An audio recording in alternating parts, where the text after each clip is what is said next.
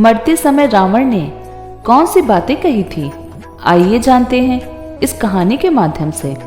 दशहरा का पर्व मतलब बुराई पर अच्छाई की जीत का प्रतीक पर्व माना जाता है। इस दिन भगवान श्री राम ने लंकापति रावण पर विजय हासिल की थी, उसका संहार किया था।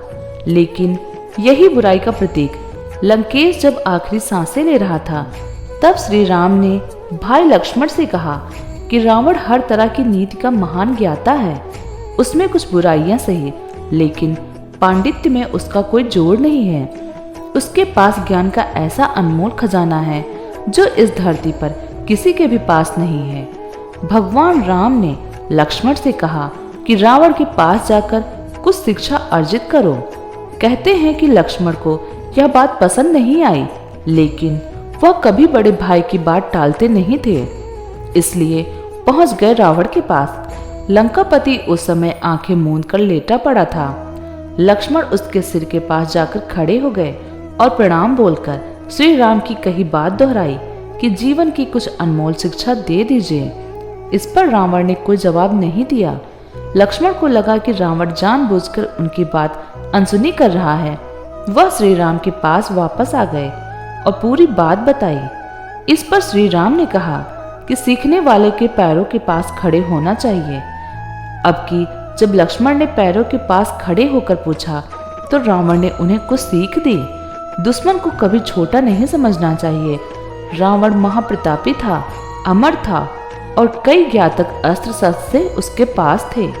इनके अभिमान में उसने श्री राम और उनके वानर भालू की सेना को कम आंका। यह उसकी सबसे बड़ी भूल रही।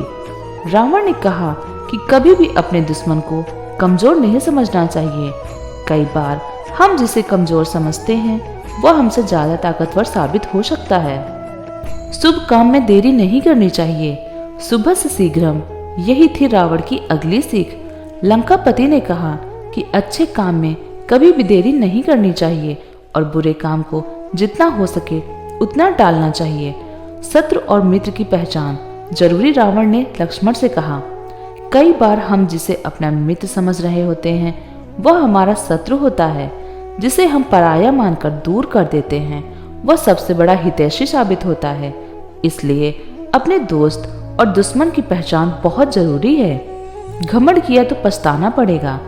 रावण को अपने बल का बहुत घमंड था और इसी के चलते उसे श्री राम के हाथों पराजय झेलनी पड़ी। रावण ने इसे लेकर भी सीख दी कि खुद के बल का घमंड और दुरुपयोग कभी नहीं करना चाहिए। रावण ने लक्ष्मण से कहा कि अपना रहस्य किसी को नहीं बताना चाहिए। उसने खुद का उदाहरण दिया। वह अमर था, नाभ में अमृत था, लेकिन यह रहस्य उसके छोटे भाई विभीषण को पता था। विभीषण के जरिए भगवान राम को इसके बारे में पता चला और इस तरह रावण का संहार हुआ। रावण ने लक्ष्मण को कई छोटी लेकिन महत्वपूर्ण और गहरी अर्थ वाली बातें बताई। उसने कहा कि जो तुम्हारा हित चाहते हैं उन्हें पहचानो और उनकी बात हमेशा मानो। पराई नारी पर कभी भी बुरी नजर नहीं डालनी चाहिए। दोस्तों, अगर आपको जानकारी पसंद आई हो तो हमारे वीडियो को लाइक करें और हमारे चैनल को सब्सक्राइब करें। धन्यवाद। जय श्री राम।